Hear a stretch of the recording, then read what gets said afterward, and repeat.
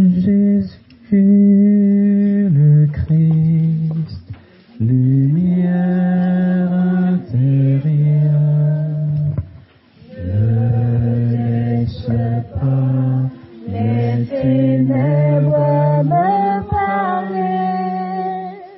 Jésus le Christ, lumière intérieure, donne-moi d'accueillir ton amour. Jésus le Christ, lumière intérieure, ne laisse pas les ténèbres me parler. Jésus le Christ, lumière intérieure, donne-moi d'accueillir ton amour. De l'Évangile selon saint Jean. Au commencement était le Verbe, et le Verbe était auprès de Dieu, et le Verbe était Dieu. Il était au commencement auprès de Dieu. Tout fut par lui, et sans lui rien ne fut.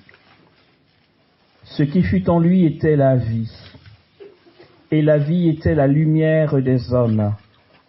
Et la lumière luit dans les ténèbres, et les ténèbres ne l'ont pas saisi.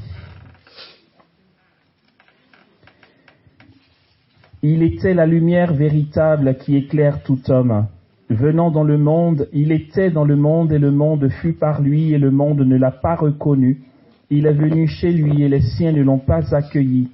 Mais à tous ceux qui l'ont accueilli, il a donné pouvoir de devenir enfants de Dieu, à ceux qui croient en son nom, eux qui ne furent engendrés ni du sang, ni d'un vouloir de chair, ni d'un vouloir d'homme, mais de Dieu. Et le Verbe s'est fait chair, et il a habité parmi nous, et nous avons contemplé sa gloire, gloire qu'il tient de son Père comme Fils unique engendré, plein de grâce et de vérité. Jean lui rend témoignage et s'écrie: c'est de lui que j'ai dit, celui qui vient derrière moi, le voici passer devant moi, parce qu'avant moi il était. Oui, de sa plénitude, nous avons tous reçu grâce pour grâce, car la loi fut donnée par l'entremise de Moïse. La grâce et la vérité advinrent par l'entremise de Jésus-Christ. Nul n'a jamais vu Dieu, le Fils unique engendré qui est dans le sein du Père, lui l'a fait connaître. Amen.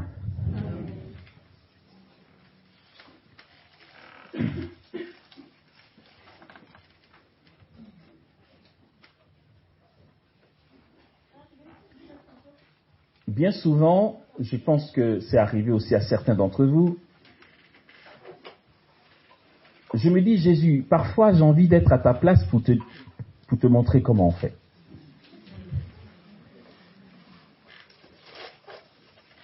Je me suis demandé pourquoi, à la résurrection, il n'est apparu qu'aux 70, pas qu'aux 12. Il est apparu aux disciples.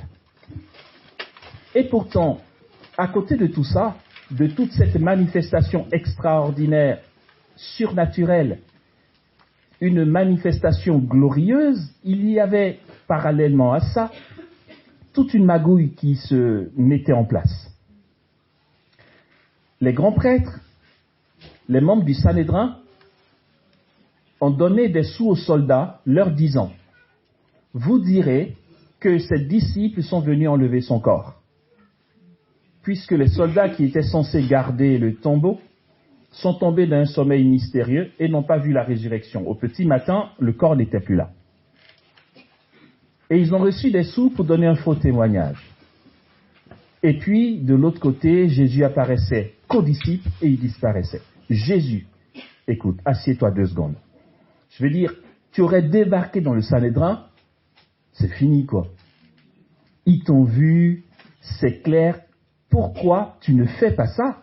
Je me suis souvent demandé pourquoi Jésus ne s'est pas manifesté de manière claire dans le temple aux yeux de ceux qui l'ont crucifié pour qu'ils voient. Mais je ne suis qu'un être humain limité. De toute façon, il ne faut pas chercher à rentrer dans sa tête. Non, mais c'est l'un des mecs les plus bizarres que j'ai jamais vus. Non, mais Dieu est trop bizarre. Il ne faut pas rentrer dans sa tête. Ne cherche pas à rentrer. Tu seras perdant.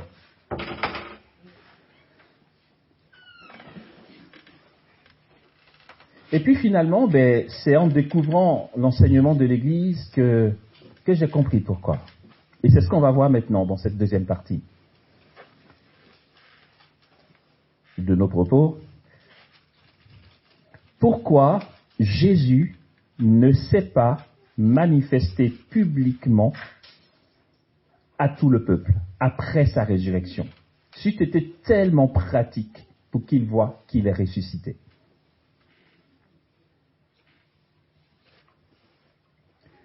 Parce qu'il y a une trajectoire. Et cette trajectoire nous fait réaliser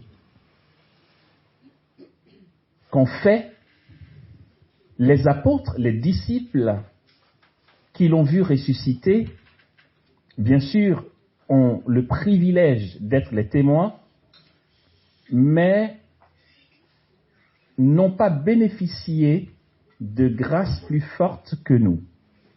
Je suis sûr que dit comme ça, vous n'êtes pas tout de suite d'accord. Ouais, mais Amos, moi j'aurais voulu être là, quoi. Il y a 2000 ans. Comme disait un ami, j'aurais tellement souhaité qu'on enregistre Jésus pendant qu'il parlait aux disciples d'Emmaüs, puisque la Bible dit que partant de l'Ancien Testament, il leur a parlé de tout ce qui concerne le Messie jusqu'à ce jour. Une catéchèse de Jésus lui-même. Il n'y avait pas de dictaphone, c'est dommage.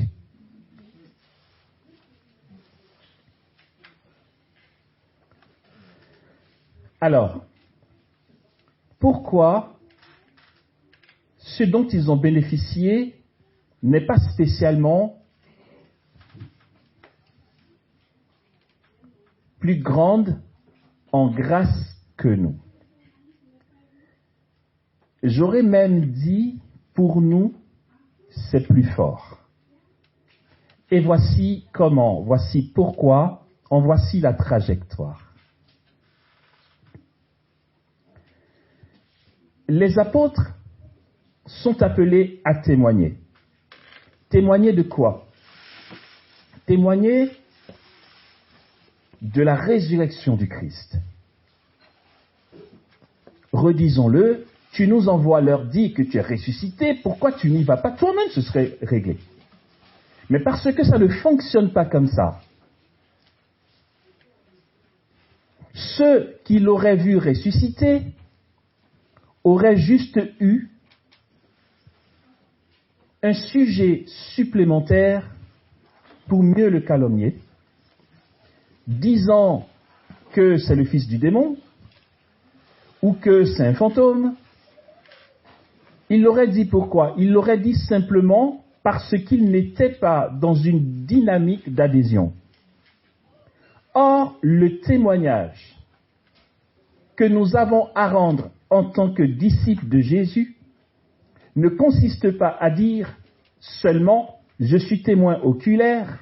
Notre témoignage consiste à annoncer que Jésus est ressuscité, que nous en sommes témoins, parfois oculaires si l'on parle des apôtres d'il y a 2000 ans, mais témoigner aussi et surtout de ce que nous avons vécu avec lui,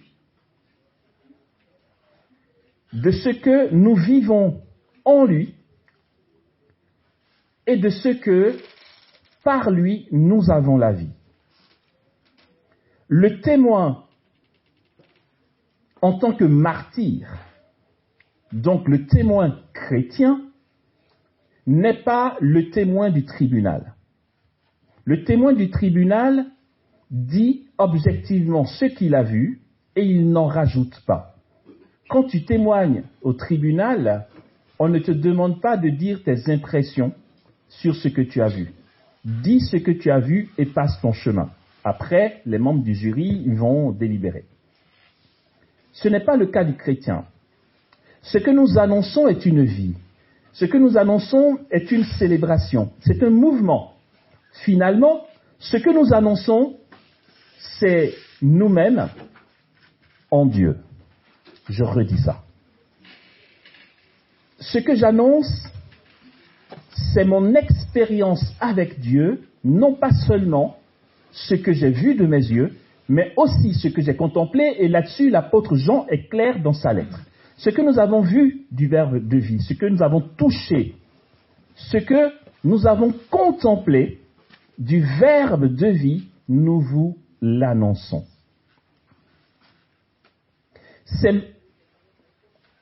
C'est la célébration de Dieu que j'annonce. L'annonce de la foi n'est pas un récit historique. Bien sûr, dans l'étude de la Bible, c'est indispensable pour donner crédit au fait que le Fils de Dieu est né dans l'histoire. Les exégètes ont pour rôle d'être des techniciens qui nous permettent de savoir ce qu'est la Judée, où Jésus est passé, où il est né, etc. Ça a son sens. Mais le témoignage que nous avons à rendre ne consiste pas à venir dire aux païens, écoutez, nous sommes des historiens super calés, il y a même parmi nous des archéologues, si vous voulez, on va vous montrer par A plus B que le Fils de Dieu a pris chair de Marie. C'est foireux. J'annonce ce que je vis de Dieu. Aussi, puisque nous sommes dans cette dynamique, mon témoignage ne sera pas le tien. Pourtant, puisqu'il s'agit d'expériences personnelles avec Dieu, quoique les mots que je vais choisir, le choix des événements que je vais raconter soient différents des tiens, Dieu va passer parce que quelle que soit la forme, le fond reste le même. Dire Dieu. C'est pourquoi on va voir chez les auteurs sacrés comment tel évangéliste raconte un récit et que l'autre raconte le même récit et c'est pas pareil. On est gentils, nous les chrétiens. On se dit, ouais, j'ai vu que c'est pas pareil, mais bon. Écoute, on va pas leur compliquer la vie. Ils ont été bien gentils de nous l'écrire. Donc taisons-nous. Personne n'ose dire, mais pourquoi c'est pas pareil? Non mais sérieux, on y a pensé ou quoi? Matthieu raconte une histoire que Jésus aurait vécue avec eux. Luc raconte le même événement et c'est complètement différent. J'ai envie de dire, les gars, il s'est passé quoi au fait? Vous voulez bien nous dire la vraie version? Amos, le but là n'était pas qu'on enregistre. Qui peut prétendre avoir rapporté mot pour mot ce que Jésus a dit? Quand ils sont restés avec lui 3 ans, vous imaginez Barthélemy dire mec, tu veux bien reprendre s'il te plaît parce que j'ai un stylo. Il ne faut pas qu'on oublie. Tu as dit quoi? Et on fait quoi quand c'est comme ça? Non. Jésus parlait, ils écoutaient, ils se laissaient toucher de l'intérieur et le temps passait. 1 jour passe, 2 jours passent, 1 semaine, 1 mois, 1 année, 3 années. Et puis là, eux-mêmes vont témoigner de ce qu'ils ont vécu avec Jésus et on s'attend à quoi? On s'attend à ce qu'ils viennent dire non, attends, tu t'es trompé Matthieu. C'était à 11h le mardi. Le soleil commençait à se faire voir. La dame qui s'est approchée était habillée en bleu. Ça, tu as dit qu'elle était habillée au machin. C'était même pas un boubou. C'est pas ça. On n'est pas au tribunal civil. Et sauf que nous chrétiens, on nous lit dans la liturgie les textes de la Bible et on les prend à la lettre au premier degré. Je me rappelle dans le temps, il y a un pasteur protestant qui a voulu tellement être un témoin et casser la baraque devant les païens qu'il a accepté une émission qui a été transmise en direct à la télévision, c'était dans les années 80, années 50, je crois. Ouais, il était en face d'un savant, un historien, le gars, il est calé, quoi. Le pasteur vient avec sa Bible. La parole de Dieu déclare, en gros, toi l'historien, tu n'as rien à dire parce que la Bible dit. Mais il s'est fait démonter purée, ça faisait honte. Jésus ne nous a pas demandé ça. La Bible, nous le savons, j'imagine, parce qu'on en parle dans d'autres écoles de prière, la Bible ne contient pas une vérité historique d'abord. Si on veut aborder la Bible comme contenant des vérités historiques, on va arrêter de croire en Dieu. Parce que ça ne tient pas la route du tout. La Bible contient une vérité de foi. Parce que ce que Matthieu écrit, il a écrit selon l'angle dans lequel il a vécu l'événement. Et c'est son droit. Et Luc ne dira pas, quoi, t'es en moi, tu sais comment je l'ai vécu? Et selon l'auditoire, ils adaptent le message. Parce que le but n'est pas de rendre compte d'un récit historique, le but est de gagner l'auditoire à la foi. Et le seul moyen pour gagner l'auditoire à la foi est de parler d'abondance de cœur de ce que j'ai vécu avec Jésus. C'est ça le martyr. C'est ça le témoin dans la foi. C'est pourquoi Jésus ne s'est pas manifesté, ressuscité à ceux qui n'étaient pas ouverts. Il s'est manifesté à ceux qu'il a envoyés témoigner. Ce Jésus, nous avons lu le texte de Pierre tout à l'heure, enfin des Actes des Apôtres, qui relate la prédication de Pierre. Ce Jésus, Dieu l'a ressuscité, nous en sommes témoins. Si nous sommes envoyés témoigner, c'est parce que nous avons adhéré à lui. Et que notre témoignage, comme on vient de le dire, va être fondé sur notre vécu d'abord. Très bien. Ceux qui ne croient pas en lui, Jésus ne s'est pas manifesté à eux, et tant mieux pour eux. On continue. Tant mieux pour eux, parce qu'ils auraient été dans une vision seulement limitée d'un instant.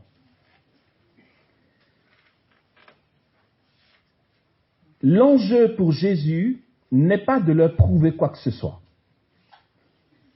D'ailleurs, il ne faut pas compter sur lui pour ça.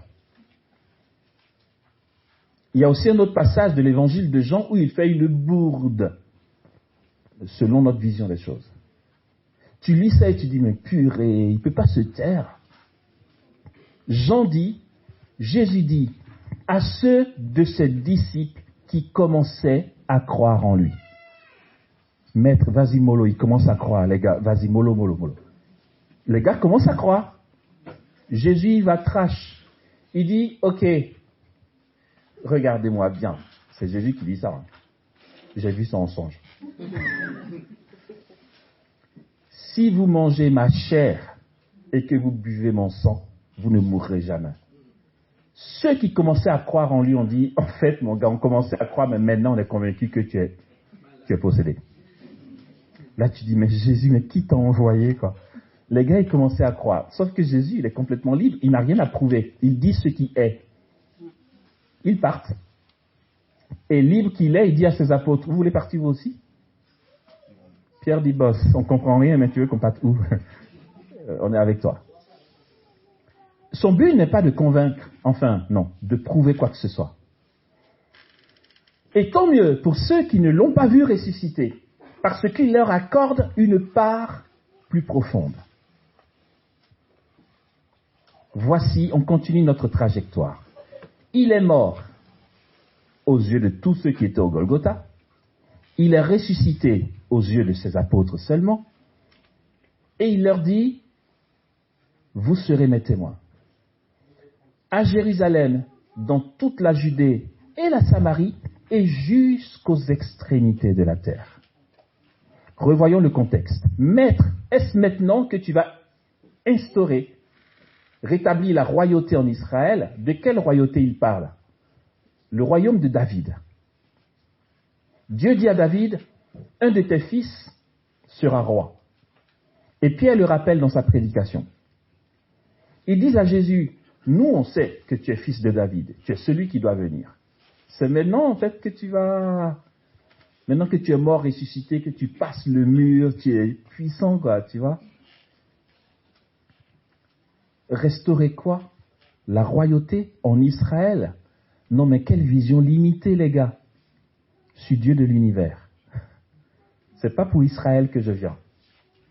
Il leur dit, il ne vous appartient pas de savoir ni le temps ou le moment. Pour vous, dit-il, vous allez recevoir une force, celle du Saint-Esprit qui viendra sur vous. Alors, vous serez mes témoins à Jérusalem, dans toute la Judée et la Samarie, et jusqu'aux extrémités de la terre. À ces paroles, il est enlevé à leurs yeux dans la nuée dont on a parlé tout à l'heure. Ok. Ils l'ont vu ressusciter.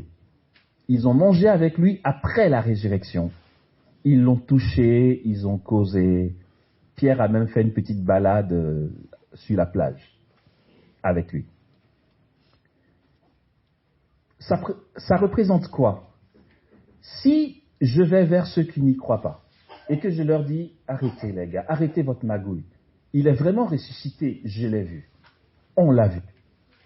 La question logique qui va suivre, c'est d'accord, vous l'avez vu, il est où? Et c'est là où ça devient intéressant. Mais où est-il? Où est-il? C'est ce qui est super beau. Où est-il? Ben il est là. Mais où? Dans l'agir de puissance de la foi. Parce que le propre du témoignage et de l'annonce de l'évangile est de manifester les œuvres de Dieu. Matthieu 10, le message de Jésus qui envoie ses apôtres dans les villes et villages où lui-même devait passer est clair. Chemin faisant, proclamez que le royaume des cieux s'est approché. Là, guérissez les malades, ressuscitez les morts, purifiez les lépreux, chassez les démons. Vous avez reçu gratuitement, donnez gratuitement. Au moment où l'auditoire dit « Ah ouais, vous l'avez vu ressusciter, ben il est où ?» Jésus est là, mais pas aux yeux de chair de celui à qui on annonce l'évangile. Voilà pourquoi le bénéfice qu'il a de Jésus est plus fort que de le voir de ses yeux de chair. C'est que quand tu vas dire, tu sais, tu demandes où est-il? Ben il est là. Et en son nom, tu peux recevoir la paix que tu recherches. Pierre dira à la belle porte, homme d'Israël, pourquoi nous regarder comme si nous avions fait marcher cet homme par nos propres forces? C'est que Jésus le vivant est là. Pour mieux comprendre ça, faisons un zoom sur le pourquoi des apparitions de Jésus après la résurrection. Il aurait très bien pu ne pas apparaître.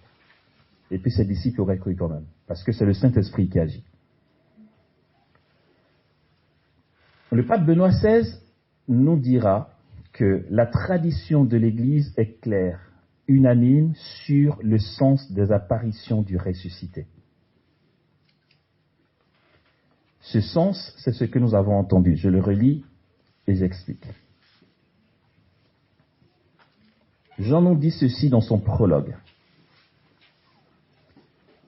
Au commencement était le Verbe, et le Verbe était auprès de Dieu, et le Verbe était Dieu. Il était au commencement auprès de Dieu. Tout fut par lui, et sans lui, rien ne fut. Il dit, ce qui fut en lui était la vie. Ce qui est dans le Verbe, c'est la vie. Et la vie était la lumière des hommes. Et la lumière, lui, dans les ténèbres, et les ténèbres ne l'ont pas saisi. L'Église nous apprend que le sens ultime des apparitions de Jésus est de manifester qu'il est le vivant. Comme Jean peut le dire dans le livre de l'Apocalypse. Je suis le vivant. En fait, je suis le vivant parce que je suis la vie. La vie, avec un grand V, la vie éternelle, c'est Jésus. Jésus ne nous donne pas la vie éternelle. Cela dissocierait son essence de ce qu'il donne. On va dire, il a donné la vie éternelle. Allez, ça c'est la vie éternelle qu'il vient de donner, mais lui-même il est encore ici. Non, cette vie éternelle c'est lui. Il est la vie. Il est la source de la vie. Il est la vie même. C'est pourquoi il apparaît après la résurrection pour manifester qu'il est la vie. Mais cette vie qu'il manifeste, pourquoi ne l'a-t-il pas manifestée à ceux qui ne croyaient pas, mais parce qu'ils étaient fermés? La vie, on y adhère. Ça ne s'impose pas. Aussi, quand les apôtres vont annoncer, il y a un autre travail qui est fait. C'est que là, pour le coup, il n'apparaît pas pour te prouver que vraiment il a eu raison et que tu as eu tort. Lorsque les apôtres témoignent, il y a l'agir du Saint-Esprit qui vient travailler dans tes profondeurs afin que tu y adhères. Quand tu y adhères, quand tu adhères à la foi, ce Jésus que tu veux voir, pour avoir la preuve qu'il est ressuscité, tu ne le vois pas de tes yeux de chair, tu le vois à l'intérieur de toi. Et cette présence du Christ à l'intérieur de toi dépasse de très loin ce que les apôtres ont pu vivre avec lui. Parce que désormais, c'est nos limites. Rien ne t'est impossible. Paul dit, je puis tout en celui qui me fortifie. Pour que ce soit le cas, il faut que celui à qui rien n'est impossible soit à l'intérieur de toi et non pas en face de toi. Tant qu'il est en face, tu l'appréhendes avec tes 5 sens. Et tu repars comme tu es venu. Avec tes ténèbres, tes blessures, tes souffrances, tes inconversions. Mais où est-il? Il est ressuscité, où est-il? Il est là. Je te l'annonce. Et si tu veux qu'il se manifeste pour toi, il se manifestera à toi. Et du coup, la prédication va préparer le cœur à accueillir Jésus. Cette adhésion intérieure fait que Jésus naît. C'est ce qui s'est passé à la Pentecôte. Pierre annonce qu'il est ressuscité. Le Saint-Esprit qui parle en lui d'abondance et de célébration. Mais je ne sais pas comment Pierre il a fait. Surtout que, n'allons pas croire que la prédication de Pierre ait été limitée à ce qui est écrit. Attendez, si je lis le discours de Pierre ici, ça va durer quoi, 5 minutes? Vous croyez vraiment qu'il a parlé 5 minutes? C'est les essentiels de son discours qui ont été retranscrits ici. Mais Pierre, je suis sûr qu'après les autres ont dit, waouh, mec, t'es des prédicateurs d'un coup. On ne te reconnaît pas. Il n'était pas capable de ça avant. Après 3 ans de préparation avec le maître, ils ont vécu tellement de choses, dans la douleur, dans la joie, dans la fatigue, dans l'incompréhension, dans les reproches, dans les encouragements, dans les expériences fortes. Au Tabor, ils l'ont vu transfigurer. À Gethsémani, ils l'ont vu angoissé. Ils ont vécu tout ça. Et tout ce qu'ils ont vécu avec lui n'était pas en face d'eux. Ce qu'ils ont vécu avec lui, ils l'ont vécu en eux-mêmes aussi. Je ne vous appelle plus serviteur, mais ami. Aussi, quand Jésus est arrêté, c'est la désolation pour lui et ses disciples. Ils sont embarqués dans une histoire avec Dieu. Ils sont embarqués en Dieu. De sorte que quand ils ressuscitent, la joie de la résurrection est d'abord pour eux. Ils font un avec leur maître.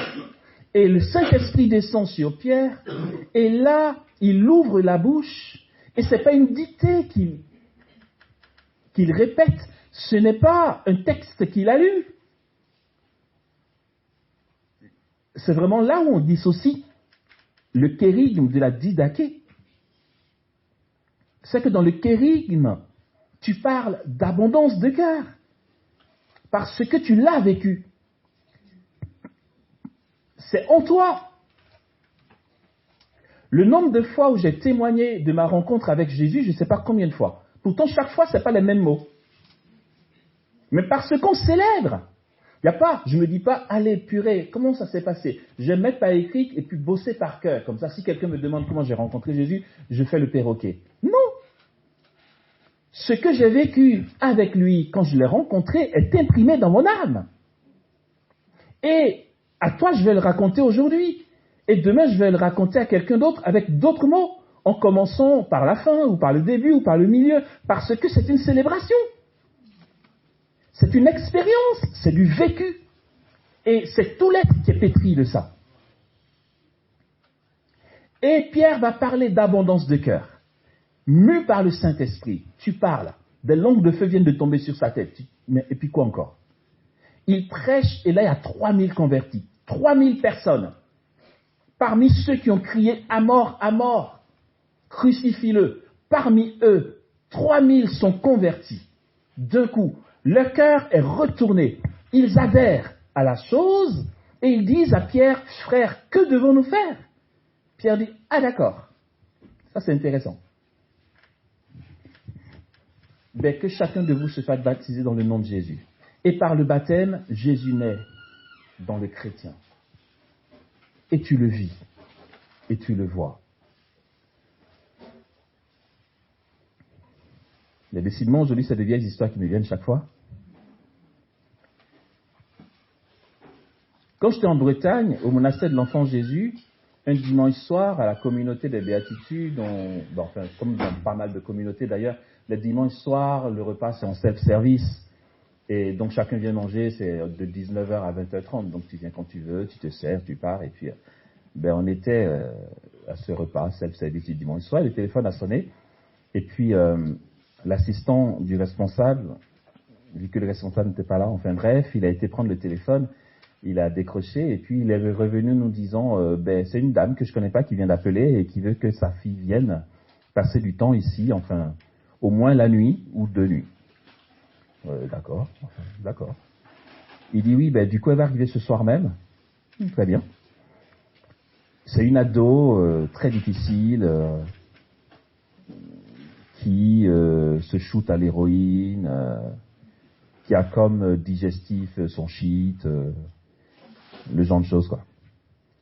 Et donc, sa mère, qui est chrétienne et qui vient souvent prier là à la communauté, a supplié la communauté d'accueillir sa fille parce que le père en avait marre des bêtises de la fille et l'a mise dehors. Vous voyez comment ça caille dehors? Donc, elle avait peur pour sa fille et on l'a accueillie.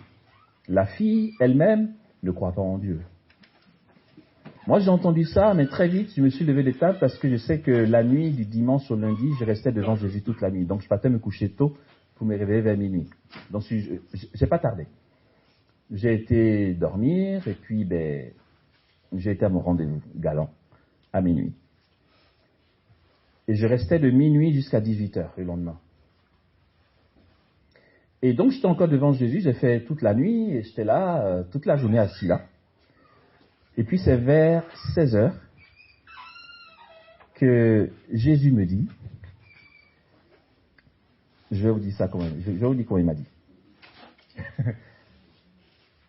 Il n'exagère pas un peu sa manière de raconter les choses. Est-ce que c'est vrai ce qu'il dit? Pourtant c'est vrai. Jésus dit, écoute Amos, je dis ouais, tu te rappelles qu'il y a une fille qui est arrivée hier soir? Ah ouais, tiens, cette histoire. Ah ouais, oui. Il dit ok. En fait, c'est moi qui ai provoqué tout ça. Merci pour l'information. Il me dit, écoute, à l'occasion de son passage ici, j'aimerais me manifester à elle et je t'envoie lui parler de moi. Le coup qui peut être foireux, Jésus. D'abord, il faut que je sois sûr que c'est toi qui me parles parce que là,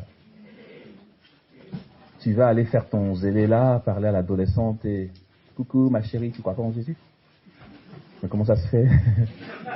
Je me suis dit, oh purée, Jésus, attends, ok, on se met d'accord. Écoute, ok. De toute façon, je sais que le cœur n'est pas changé par mes propres forces. Et tu le sais aussi et tu sais que je sais.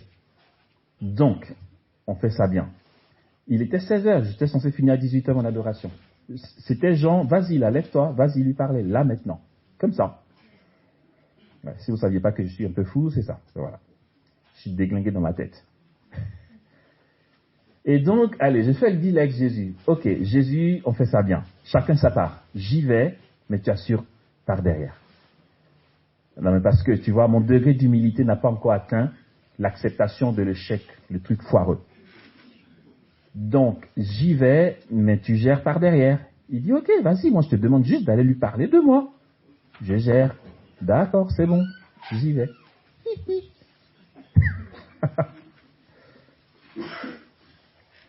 Alors, je me dis, je vais m'y prendre. Comment et tout, j'y vais. Quand j'ai la conviction intérieure que c'est Jésus qui m'envoie, je choisis de ne pas cogiter. Je fais bêtement ce qu'il m'a demandé. Alors, le monastère, il est grand, mais où est-elle? Je commence par... Allez, je me dis, bon, vu que je suis là depuis la veille au soir, depuis minuit, et qu'il est 4 heures, je vais commencer par aller me prendre un café à la maisonnée, et puis après, je vais me mettre à la chercher. Et quand j'arrive à la maisonnée, ben, puis elle est devant. Elle ne me connaît pas. Quand elle est arrivée la veille, moi, j'étais déjà en train de faire dodo.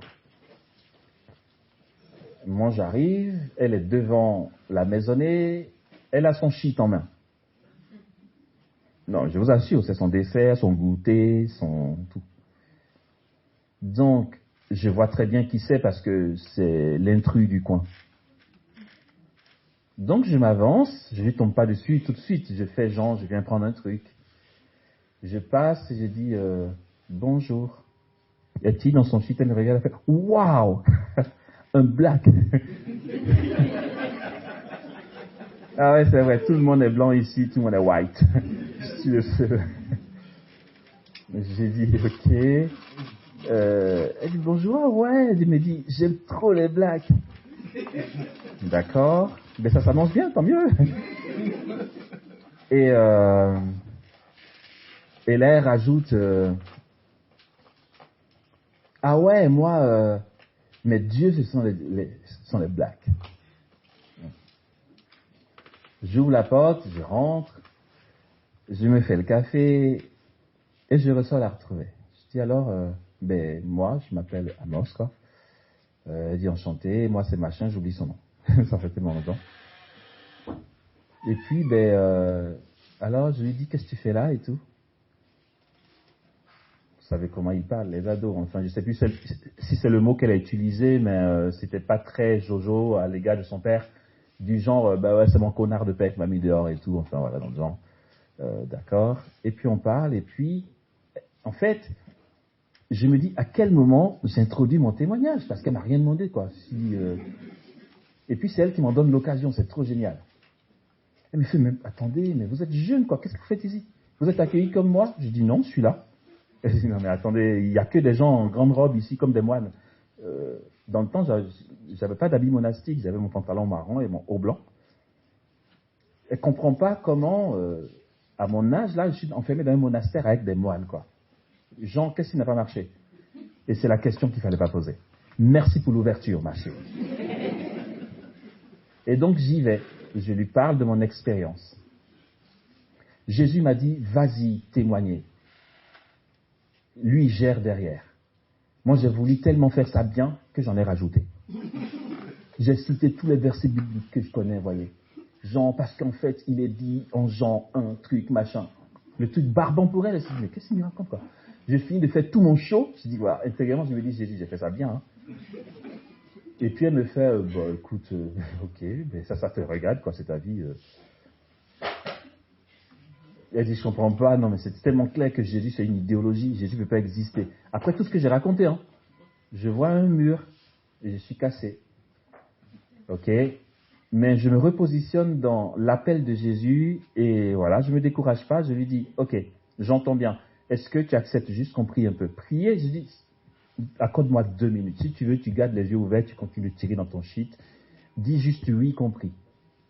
Elle dit ok, ben si tu veux.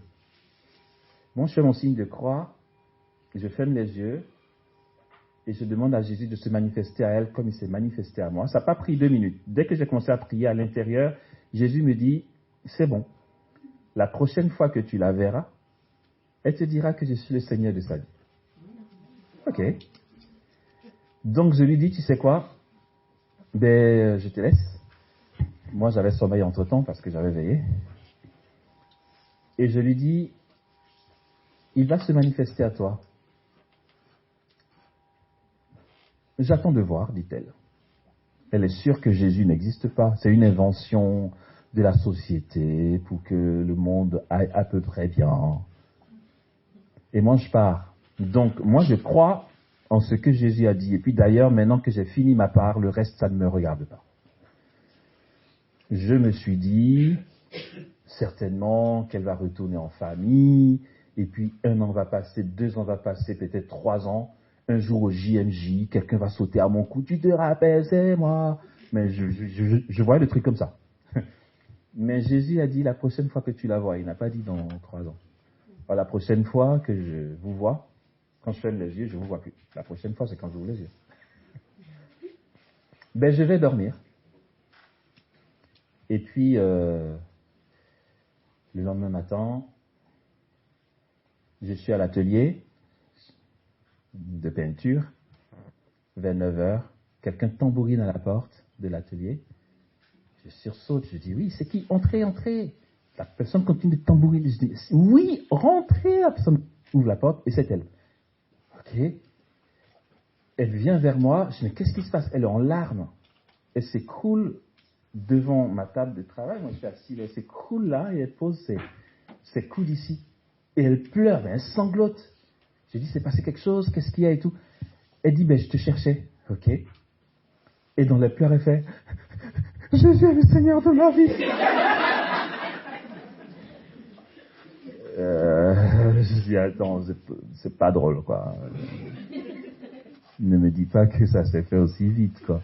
Mais elle semblait être sérieuse, puisqu'elle était en larmes et tout. Mais c'est puissant. En fait,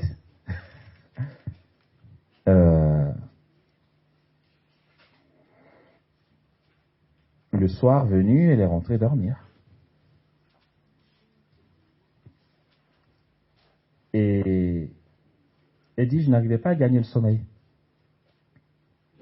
D'un coup, c'est comme s'il y avait une présence dans la chambre. Elle se dit, c'est dans ma tête. Ce black-là, il m'a parlé d'un truc, genre, il va le faire pour toi se manifester, c'est dans ma tête. C'est pour ça que j'ai l'impression qu'il y a une présence, mais c'est dans ma tête. Sauf que le sommeil ne vient pas. Elle tourne, elle retourne. Et elle me dit, cette présence se fait insistante, c'est comme si c'est une évidence qu'il y a quelqu'un. Elle dit, je commence à m'inquiéter, quoi. Tellement j'ai dit des choses mauvaises sur Jésus, je me suis dit, oula, ça se trouve, il existe vraiment ce gars. Et donc elle dit, écoute, pour moi tu n'existes pas, Jésus. Mais c'est quoi cette sensation bizarre? Si toutefois, par un hasard, que je ne sais pas, tu existes et que c'est toi, même si je crois que ça ne peut pas être toi, parce que tu n'existes pas, mais fais-le-moi savoir. Et puis là, elle sent une douleur aiguë dans le dos. Elle avait quoi, 16 ans? Elle avait déjà des problèmes au dos. Tellement elle veille à faire des rêves parties, des trucs comme ça. Elle avait une douleur au dos qui revenait souvent. Et là où elle a mal d'habitude, la douleur se réveille et devient aiguë. Elle se tortille dans le lit et tout, et puis d'un coup, pouf, plus de douleur. Elle fait ça, elle n'a pas mal. Les positions qu'elle n'arrivait pas à prendre dans le temps, elle arrive à les prendre. Elle dit, mais c'est quoi ce truc bizarre? Là, elle commence à être convaincue qu'il y a quelque chose de réel qui se produit. Elle dit non, c'est pas possible. Attends, tu n'existes pas, c'est pas vrai. Ne me dis pas que c'est toi et que tu es venu faire un truc bizarre ici. Donc, allez, elle dit, elle va faire ça bien, elle va trancher. Elle demande à d'après elle, pseudo-Jésus, quelque chose qui pour elle est impossible. À 16 ans, les parents ont beaucoup d'importance. Enfin, le rapport avec les parents est très important. Même si les adolescents semblent être difficiles, ils ont besoin de nous. Et quand on leur manifeste moins de l'amour, ils le sentent très très fort. Avec son père, c'est à couteau tiré depuis longtemps à cause de ses bêtises. Et quand son père l'amène dehors comme ça, elle rentre jamais avant au moins une semaine ou 10 jours. À coup de dialogue, les personnes viennent, parfois même sa mère va à la gendarmerie pour qu'ils interviennent et tout. Donc le truc impossible. Elle dit, ok, Jésus, si toutefois tu existes et que c'est toi, je veux que demain matin, ce soit papa qui prenne l'initiative de m'appeler au téléphone pour me dire rentre à la maison. Pour elle, c'est impossible. Elle connaît trop son père. Impossible. Jésus aura beau être Dieu vivant, existant, pour elle, c'est impossible. Quoi, son père? Et donc, comme elle a dormi tard, elle dormait encore vers 9 heures. Quand quelqu'un frappe à sa porte, ça la réveille, elle ouvre, et c'est sœur Isabelle, qui a le téléphone en main, qui a le téléphone en main et qui lui dit ah, tu dors encore, désolé, il y a ton père au téléphone. Elle dit, quoi? Elle prend le téléphone, elle dit, allô? Et elle entend ce qui est impossible. Son père qui lui dit, ma chérie, je te demande pardon, tu peux rentrer à la maison. Là, elle éclate en sanglots. Elle dit à sœur Isabelle, il est où, Amos? Elle dit, non, mais c'est fini, là, ton Jésus, d'accord, pas de souci, c'est mon gars.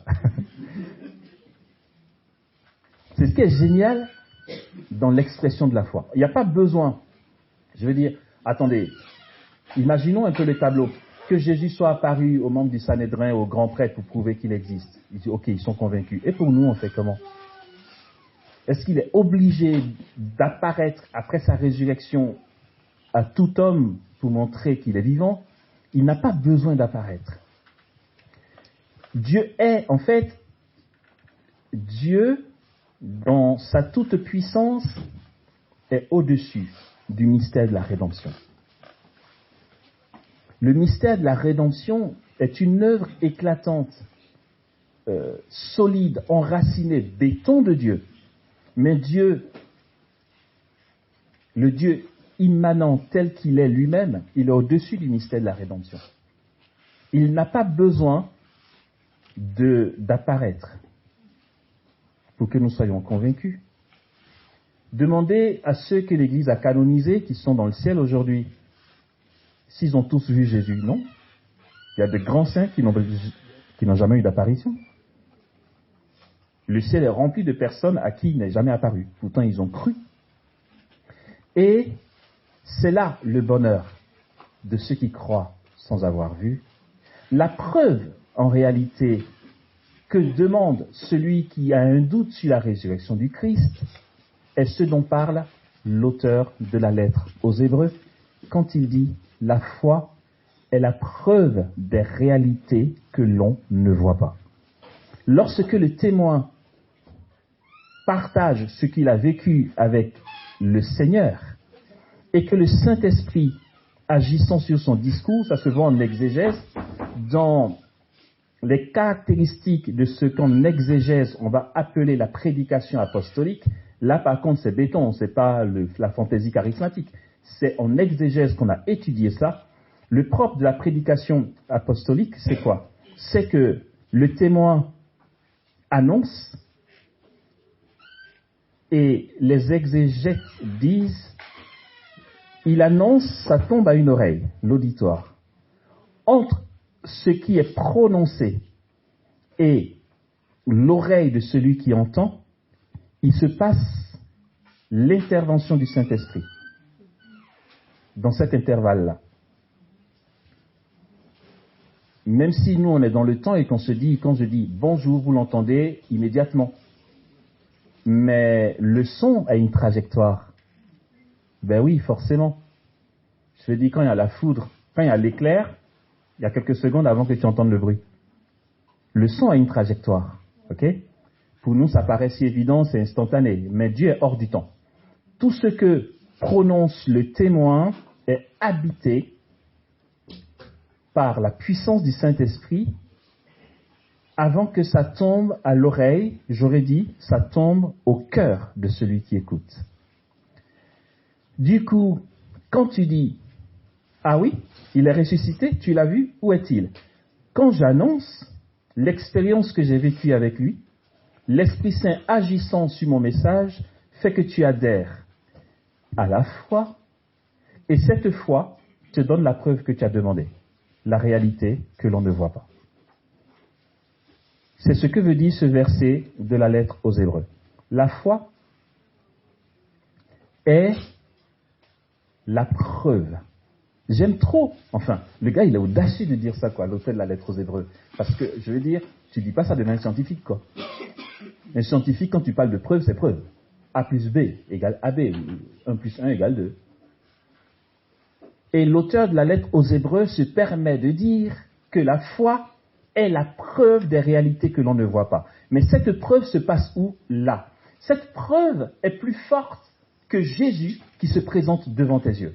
C'est que tu le vis dans tout ton être, dans toutes tes facultés.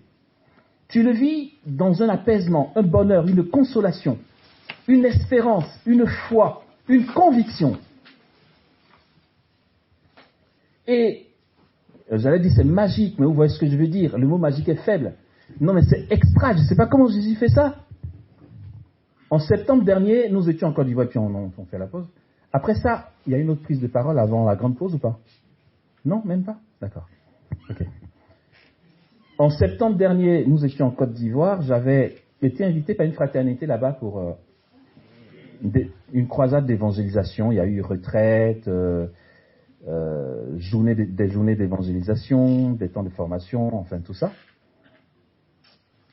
Et puis, à l'occasion, j'ai des aînés dans la foi qui m'ont accompagné, des prêtres. C'était très beau. Jésus m'a gâté, c'était très beau. C'est que, moi je faisais mon kéké, parce qu'il y avait 2 prêtres, un séminariste près au bord de l'ordination, qui venaient et qui s'asseyaient et qui écoutaient. Au passage, c'est stressant d'avoir un théologien qui t'écoute. Parce que tu te dis, il ne faut pas que je dise des bêtises. Mais parce que Jésus voulait leur donner une grâce particulière à ceux-là. Plus tard, dans un autre thème, on pourra en parler. Je vais vous raconter un truc, mais ne me demandez pas comment ça se fait. On ne peut pas raconter en 2 mots. Mais voilà, c'est un fait. Au moins, on saura que ça existe. Si ça nous fait envie, tant mieux. C'était très beau. Cette fois-là, c'est que j'étais en briefing incessant avec Jésus pendant mon séjour là-bas, surtout les 2 dernières semaines. J'aime trop comment c'était un regard. Ouais, c'était des briefings, c'était trop génial. Et Jésus débarque quand il veut. Parfois, je prends ma douche, parfois quand je prépare l'enseignement, parfois je suis en voiture, et on se briefe, c'est génial. Alors, il m'a dit, tu sais, tel prêtre qui arrive de tel pays, j'essaie de faire abstrait parce que comme c'est direct, tel prêtre qui vient de tel pays, écoute, quand il arrivera,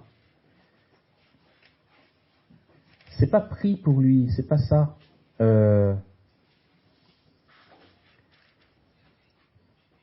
Dispose-toi pour que lui soit communiqué la grâce de guérison que toi-même tu expérimentes en mission. Je ne peux pas dire ça autrement. J'ai essayé de faire le plus humble possible, mais c'est le mot que j'ai trouvé. Et je dis, ok. Sauf que après, je fais ça comment? Jésus, au cas où tu aurais oublié, je suis laïque, tu vois, lui c'est le prêtre. Alors, il m'est très difficile d'aller voir le prêtre pour lui dire, mon père, j'ai à me disposer pour te communiquer une grâce. Non mais ils se prennent pour qui? C'est laïque, quoi. Donc c'est pas toujours aisé. Donc là encore, j'ai dit, écoute Jésus, moi il n'y a pas de souci, je t'en supplie. J'ai besoin que tu me fasses don de ce moment-là parce que c'est un peu chaud, donc donne-moi l'occasion. Et puis, ouf, heureusement, quand il arrive, c'est lui qui m'appelle, me dit, écoute, j'aimerais bien qu'on se voie et que tu me dises aussi les missions, ton programme de mission, je veux bien venir avec toi. Je dis, ok. Et il me dit, franchement, tu sais, depuis d'où je viens, je me suis dit, arrivé en Côte d'Ivoire, il faut qu'Amos prie pour moi. Est-ce que tu accepterais de prier pour moi avant que je reparte? Je dis, volontiers. Et merci Jésus.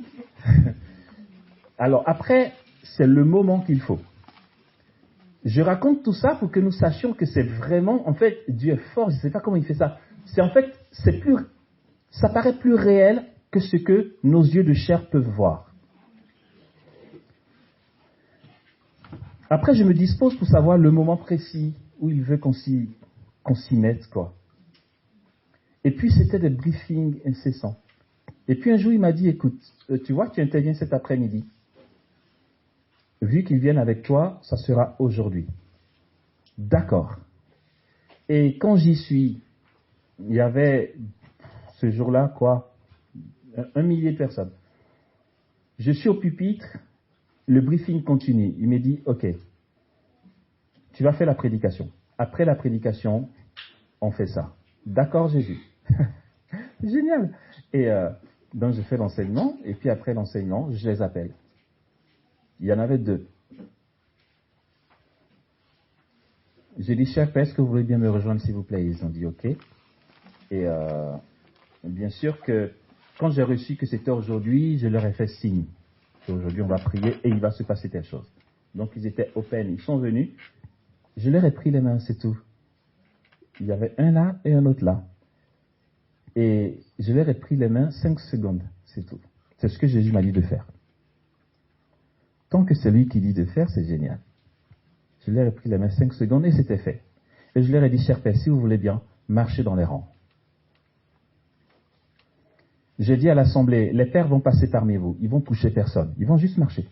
Et pendant qu'ils vont avancer, une puissance va partir de leur personne et vous serez guéris au fur et à mesure qu'ils avancent. Wow, qu'est-ce qu'ils racontent? C'est pas moi. Il y a eu un briefing avant. Moi, je répète, c'est le compte rendu du briefing, c'est tout. Et donc, je dis à l'assemblée, vous serez en train de guérir, ils vont faire le tout et revenir et il y aura des guérisons. Et je leur dis, cher père, c'est quand vous voulez. Et ils y vont.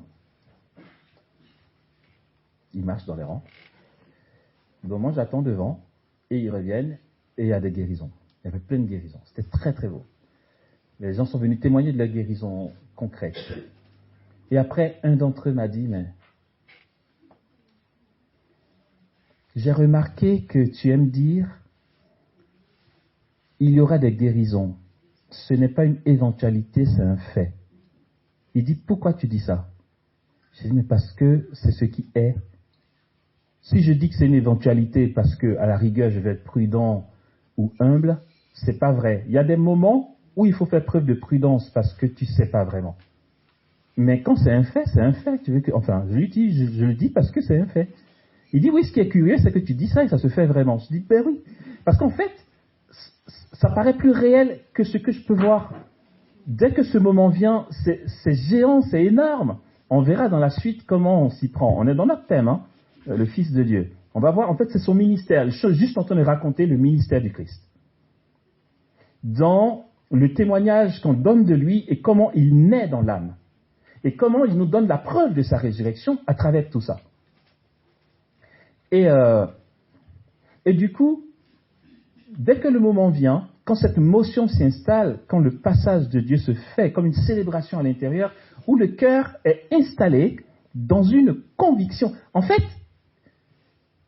même si je veux être humble pour dire il y aura certainement des guérisons, ça sonne faux en moi et ça me contrarie moi-même parce que c'est pas vrai. Est-ce qu'en sortant, si quelqu'un dit il y a des gens dans la salle, est-ce que je vais répondre éventuellement? Je vais dire oui, parce que c'est un fait. Du coup, c'est la même trajectoire en fait. Et je comprends mieux ce que dit l'auteur de la lettre aux Hébreux. La foi est la preuve des réalités que l'on ne voit pas. Et j'ai la preuve qu'il y aura des guérisons parce que avant même qu'ils avancent dans l'assemblée, je vois les guérisons. En fait, je vois, c'est là. Et d'où tu veux qu'on aille dire éventuellement, c'est fait, c'est là. Me demandez pas comment. Ça sera le thème d'une autre école de prière si vous voulez, parce que c'est. Mais c'est une. Enfin, c'est un fait, quoi. Et c'est la raison de l'envoi en mission, et c'est la raison pour laquelle Jésus ne peut pas apparaître à tout le monde, il n'y a pas besoin. Il naît dans l'âme. Je veux dire, ce serait un euphémisme que de dire je n'étais pas là il y a 2000 ans. Les témoins ont témoigné. Et ceux qui ont été touchés ont témoigné. Et leur témoignage a parcouru le temps jusqu'à 2000 ans et nous ici aujourd'hui. Et je nous raconte ça, moi petit rien perdu dans un peuple à Abidjan, Yopougon, Trois-Rouges. Je peux aussi expliquer ce qu'est la présence de Jésus qui est agissant. Regardez la dimension que ça prend. C'est une dimension hors du temps et de l'espace. Il est apparu à 70, c'est tout. Les 70 ont témoigné qu'il est ressuscité et nous en parlons encore aujourd'hui. Et il guérit encore aujourd'hui. Et les gens peuvent dire, mais votre Dieu, où est-il? Je nous ai raconté ce truc avec le chauffeur de taxi.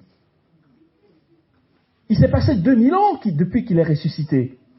Mais parce que les autres ont témoigné et que nos cœurs ont adhéré à leur témoignage, il naît dans notre âme.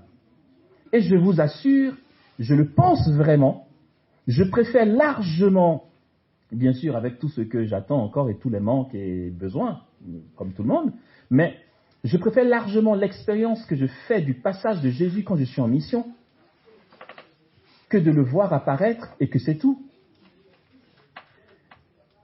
Il est vivant, quoi. En fait, il est réel. Il est réel parfois, là, comme ça, non, mais dans les conditions, quand on est saisi par lui et que, parce que bon, là, ouais, ok, le thème, c'est pas sur la foi, mais bon. L'Église va nous faire savoir dans le catéchisme de l'Église catholique que quand ce moment vient, parce que ça s'explique bien sûr, c'est l'Esprit Saint qui infuse dans l'âme la foi. Le catéchisme dit le Saint-Esprit est infusé dans le cœur du croyant et lui donne, et le retourne vers les réalités d'en haut en lui donnant le bonheur de croire en l'existence de Dieu ou en ce que Dieu va faire. C'est l'agir du Saint-Esprit. C'est pas toi qui te guindes, il n'y a pas de technique.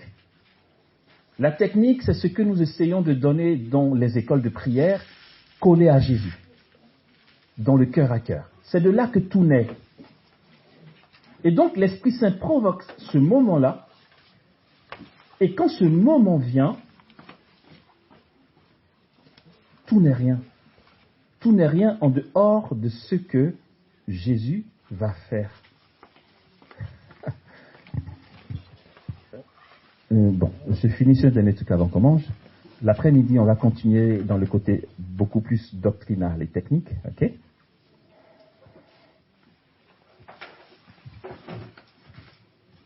Après coup, je me dis, purée, mais il s'est passé quoi là? Qu'est-ce qui s'est passé? Parce que dans le moment même, t'as pas assez de recul. Au Bénin, j'y étais en fin septembre pour un week-end. C'était la première fois que j'allais visiter l'équipe d'école de prière du Bénin. On est parti, une sœur de l'équipe et moi. Pardon, un petit rototo. Et puis, le frère et sœur de l'équipe là-bas ont dit, écoute Amos, on est arrivé un jeudi soir. Ce qu'on a prévu, c'est que ce soir, à peine arrivé à l'aéroport, ils nous disent, là on part à la radio, il y a une émission, d'accord. Demain, il y a formation, d'accord. Le soir du vendredi, on a vu une paroisse où il y a un temps de prière, prédication, intercession pour les gens et tout. Ok. Enfin, ils ont fait un petit programme. Et donc, pour le lendemain soir, vendredi, on va dans cette paroisse en question.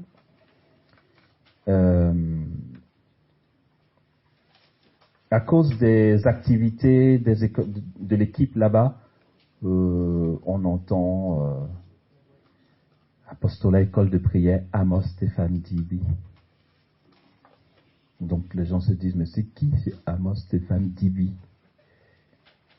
Au passage, dans le temps, j'ai demandé à celui qui répond de nous dans l'église, le prêtre qui répond de nous, j'ai dit, Padre, on ne peut pas enlever le Amos Stéphane Dibi qui accompagne le truc. Il me dit, mais pourquoi? Je dis, mais parce que ça m'expose. Ça peut paraître fun. C'est loin d'être fun. Mais je vous assure. Vas-y en Croatie. Et dis, on est école de prière Amos Stéphane Dibi. École de prière, bon, c'est un langage qu'on entend, mais c'est qui ce Amos Stéphane Dibi? Tout le monde veut savoir c'est qui. Moi, je veux manger mon kebab tranquille. Mais tout le monde se braque sur ça. Bref. Donc là-bas, on entend Apostolat, école de prière Amos Stéphane Dibi. D'accord. On dit, ah, il arrive. On va voir sa tronche, finalement, ce gars. Donc on y va, et puis vendredi soir, bon, ils ont fait un petit peu de communication. L'église, qui est pas petite, plus grande que celle-ci, elle était pleine de 3 quarts quand même. Et la prière devait commencer de 19h à 20h30. Non, 19h, 21h, c'était 2 heures. Au dernier moment, ils me disent, ouais, le curé a changé d'avis, il paraît que c'était pas prévu, mais il y a des obsèques. Donc, vous allez avoir votre temps de prière, il faut que vous ayez fermé boutique à 20h30, en sachant que pour moi, j'avais 2 heures, donc je suis arrivé vers 19h45 seulement. Et bien sûr qu'ils n'étaient pas très contents, on avait de 19h45 à 20h30 pour faire prédication, prière d'intercession et tout, donc ils étaient stressés, pas contents, ils ont dit, ouais, c'était pas ce qui était prévu. J'ai dit, c'est pas grave, c'est bon. Le pire, c'est que le gogol qu'on a invité pour parler, il vient tout chambouler. C'était trop bien. Non, mais c'est vrai. Moi, je me suis dit, ok, il n'y a pas beaucoup de temps, mon gars, sois pas bavard. Tu fais une petite exhortation de 5 minutes. Après, ben, tu pries avec tes frères et sœurs et on fait une boutique, quoi. C'est ce que j'avais prévu. J'arrive, j'ouvre la Bible et là, toc toc, briefing. D'accord. Je laisse la Bible. Mais ça s'est passé comme ça, c'était trop drôle. Je viens devant les marches, l'assemblée est là, je vous brosse le tableau. On dit, il est arrivé. Le gars dont on cite le nom tout le temps, c'est lui. Il y a un temps de prière avec lui. Ah tiens, on va y aller. Les gens sont là. Ah, c'est lui. On attend. Vas-y, fais. On te regarde. Donc vous imaginez un peu l'ambiance.